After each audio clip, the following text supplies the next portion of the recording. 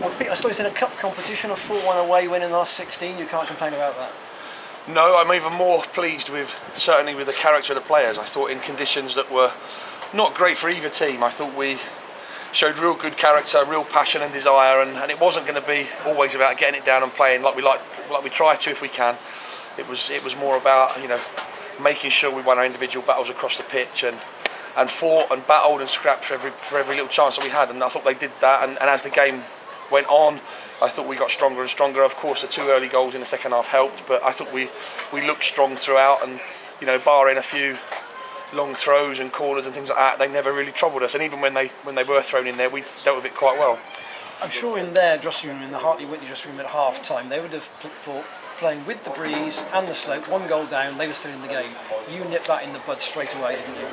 We did. I mean, at 1-0 down in any game, you're always in it with a chance, and even at 2-0, sometimes you're in with a chance. So, but yeah, I mean, we said at half time, it's great to have put all the work in we have done up to now, but we certainly found at Old Church when we played them at home a couple of weeks ago, we came out second half and didn't quite start right. They scored very early, and that was the thing. They needed to keep their tails up. I mean, I think if we'd have gone another 10 minutes without them scoring, in the Old Church game, we may have gone on and won the game. But so we just said we make sure we got to protect against that and not start complacent second half. But like I said, the lads' character, they came out, they rolled their sleeves up, and then to score the 2 goals as quickly as we did were perfect. We couldn't have asked for much more. 2 good finishes from Bundu today.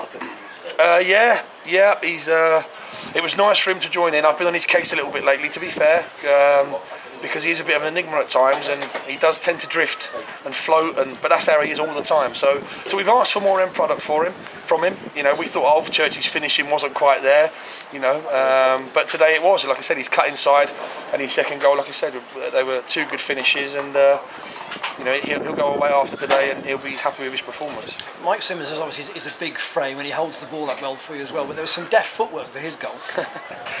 Yeah, I think so. Like I said, we were wondering what was taking him so long to toe poke it or to push it into the net, because he seemed to take forever with it, but he's just said then he couldn't quite get it out from under his feet. But listen, Mike's got great qualities. He isn't just a big man. He does that job extremely well, but he can play, as we've certainly seen recently with his footwork and that, and I'm glad that he's got his goal today. It would have been nice for John to get a goal as well, because I thought his work rate was phenomenal today. His performance was outstanding from start to finish, up there on his own to start with, and I thought he was tireless in his running and very unselfish for the team. So it would have been nice for him to get one and round it off, but wasn't to be today. So maybe next week will be his day. But Simo's got great qualities, and he's, like I said, we're delighted to have him in with us. What kind of view did you have of the incident where Cook got a second yellow, but also Ryan Green got a red?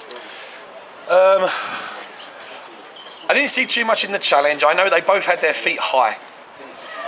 But I know that certainly their 10 was niggling all through the game, and that's why the crowd were getting on his case. So, maybe it wasn't quite. He didn't quite have full control of himself. But listen, it was a coming together.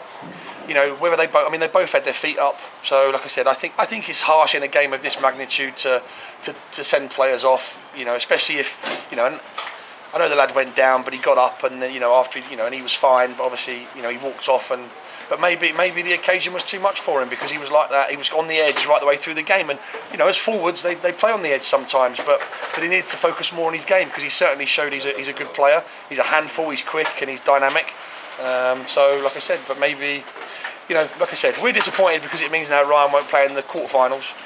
He'll be suspended for that one, which is a shame. And being a straight red, it'll probably be 3 games. So, which is disappointing. But like I said, we have to get on with it. We've got more than capable players waiting to come in, as Jamie come in and showed today. So, just disappointing in a game like this that it was, marred really with what was an innocuous challenge. It probably looked worse than it actually was. Both players got on with it, and and referee Stern were talking to, look, that's your final warning, and get on with it. But he felt what he deemed was right, and we just got to get on with it. Camberley at home, it's similar sort of standard to Hartley Wintney, would you say? I don't know about standard. Obviously, we know they play in the same league. We know that Camberley beat Hartley Wintney 3-1 a few weeks ago. So we know, so again, they're going to be a tough team in the quarterfinals of any competition. They don't get any easier. The games will get tougher and tougher and tougher. Obviously, with us being at home, that's we're happy with that. We're at home. They're going to come to us.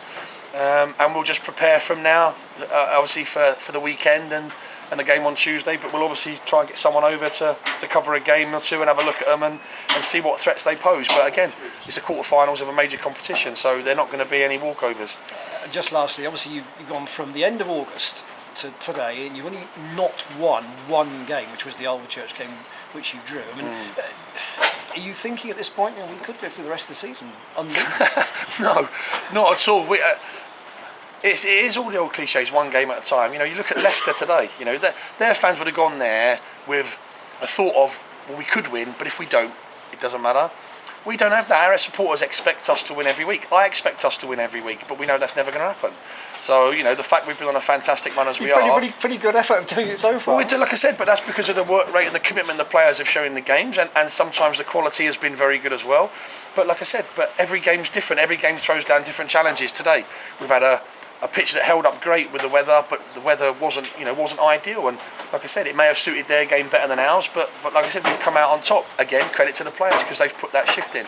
Next week could be a completely different game. We go, we're at home to Wolverhamptonians, I think, next weekend, and they gave us a really tough game at their ground, and I'm expecting nothing different at our ground.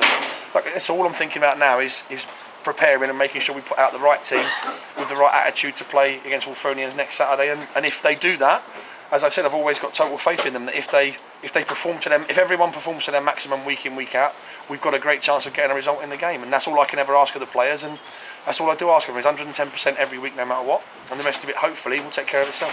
Thanks for your time. No problem, thank you.